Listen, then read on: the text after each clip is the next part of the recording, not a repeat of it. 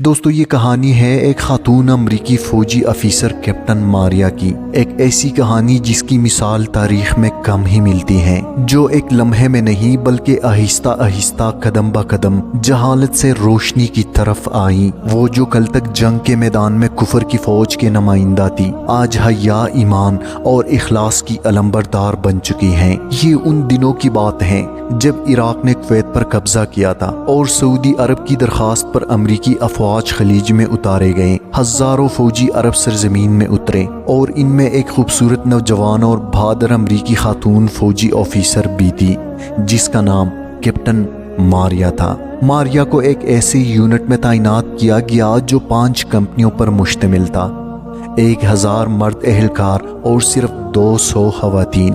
بظاہر یہ ایک پیشہ ورانہ نظم و ضبط والی فوج لگتی تھی، مگر حقیقت تو اس سے بالکل مختلف تھی۔ ماریا کے مطابق فوجی کیمپوں میں رات کا اندھیرا ہوتی ہی ظلم اور ہونس کے سائے جاگ اٹھتے تھے۔ عورتوں کے لیے وہ وردی نہیں، ایک لعنت تھی اور ایک کمزور وجود کو درندوں کے سامنے بے بس چھوڑ کر دیتی تھی۔ کیپٹن ماریا مزید بیان کرتی ہیں، ہم 200 خواتین فوجی تھے، مگر ہر رات ہم میں کئی لڑکیاں 3 4 مردوں کی درندگی کا شکار بنتے، اور ان مردوں کو کوئی خوف نہ تھا، کوئی روکنے والا نہ تھا۔ ماریا کی ڈیوٹی سپلائی یونٹ میں تھی، انہیں فوجیوں کے لیے خوراک، لباس اور دیگر اشیاء کا بندوبست کرنا ہوتا تھا۔ پیارے دوستو، اس مقصد کے لیے ایک مقامی معاون مقرر کیا گیا اور قسمت نے ماریا کا سامنا کرایا ایک لبنانی نوجوان سے جس کا نام حسن حریری تھا۔ یہ وہ موڑ تھا جس نے ماریا کی زندگی بدل دینی تھی۔ حسن عام نوجوانوں جیسا نہ تھا، اس کی آنکھوں میں ایک عجیب سی روشنی تھی جس میں سکون بھی تھا، حیا بھی۔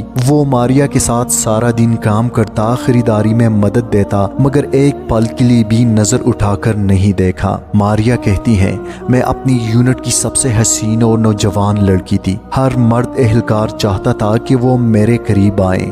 اکثر لڑائی جھگڑے بھی میرے ارد گرد لوگ کرتے، مگر حسن جیسے کسی اور ہی دنیا کا انسان تھا۔ ایک دن ماریا نے حسن سے کھلے الفاظ میں پوچھ لیا، تم میرے ساتھ رہتے ہو، تنہائی میں بھی، آزادی سے بھی، پھر بھی تم نے آج تک ایک نظر تک نہیں ڈالی، ایسا کیوں؟ حسن کا جواب مختصر مگر زوردار تھا، میں مسلمان ہوں اور میرا دین مجھے غیر عورت کی طرف نظر اٹھا کر دیکھنے سے روکتا ہے۔ یہی سے ماریا کی سوچ بدلنے لگی۔ وہ جس اسلام کو اب تک دہشت، شدت اور ہوش سے جولتی آئی تھی، اب اسی اسلام کا پہلا پیغام حیا، احترام اور کردار کی بلندی بن کر سامنے آیا۔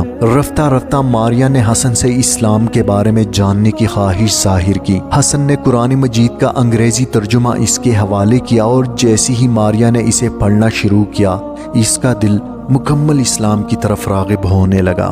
وہ لکھتی ہیں، قرآن کا اسلوب میرا ہاتھ پکڑ کر مجھے کہیں اور لے گیا، وہاں جہاں خدا ایک ہے، اس کا کوئی بیٹا نہیں، نہ شریک، سادگی، فطرت حق، یہ سب کچھ وہاں موجود تھا۔ عیسائیت کی پیچیدہ نظریے اور الجھنوں کے مقابلے میں یہ بہت واضح تھا، صاف اور دل کو لگنے والی باتیں تھیں۔ اسی دوران ماریا حسن کے قریب آتی گئی، مگر یہ قربت جسمانی نہیں تھی، یہ روحانی تھی۔ ایک دن ماریا اور حسن شہر سے باہر کسی کام کے لیے گئے۔ رستے میں گاڑی خراب ہو گئی، ویران رستہ، سناٹا اور خراب وائرلیس سیٹ، وہ مجبور وہی رک گئے۔ ماریا عبایا پہنے ہوئے تھے تاکہ کسی کو شک نہ ہو۔ رات بھر وہ سو گئے اور حسن جاگتا رہا، مگر ماریا کے بقول وہ کافی فاصلے پر بیٹھا تھا، نہ مجھے دیکھا، نہ قریب آیا، اور میں نے پہلی بار محسوس کیا کہ میں دنیا کی سب سے محفوظ عورت ہوں۔ ماریا مزید بیان کرتی ہے کہ حسن اکثر مجھے اسلامی تعلیمات کے بارے میں آگاہ کرتا رہا، یہی فرق ماریا کو اسلام کی طرف کھینچنے لگا، اور پھر ایک دن ماریا نے اسلام قبول کرنے کا اعلان کر دیا، اور یوں ایک امریکی فوجی قرآن اور حسن سلوک کے سبب مسلمان بن گئی۔ لیکن اس کے بعد یہ کہانی ایک اور موڑ لیتی ہے۔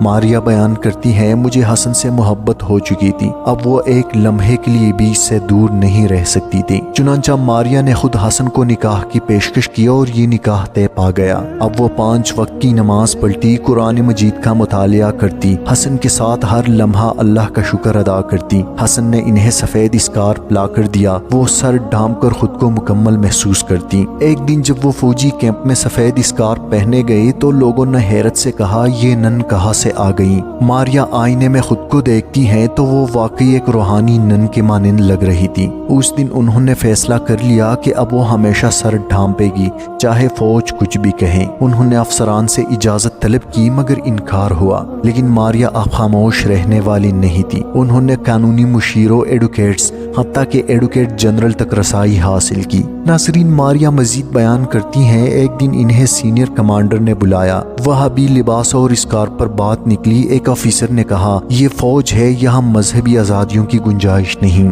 ماریا نے سر اٹھا کر کہا، یہاں سب کی مذہبی پس منظر کو نظر انداز کر کے انہیں حقوق دیے جاتے ہیں، تو ایک مسلمان عورت کو اس کا حق کیوں نہیں دیا جا سکتا؟ کمرے میں خاموشی چھا گئی۔ کمانڈر نے سر ہلایا اور دھیرے سے کہا، کیوں نہیں، آپ کو پورا حق ہے اور ہم اس کا تحفظ کریں گے۔ ناظرین، یہ تھی کیپٹن ماریا کی کہانی، ایک ایسی خاتون جو اسلام سے شدید نفرت کرتی تھی، لیکن ایک مسلمان کی پاک دامنی حیا اور نیک نیتی نے اسے اسلام کی دہلیز پر لا کھڑا کیا۔ تاریخ میں ایسے کئی واقعات موجود ہیں، وہ لوگ جو اسلام سے شدید نفرت کرتے تھے، جو اسلام کو اپنے لیے سنگین خطرہ سمجھتے تھے، لیکن اسلام کی حقانیت اور سچائی کے بعد انہوں نے اسلام قبول کیا اور ان کے پاس کوئی دوسرا راستہ نہیں بچا۔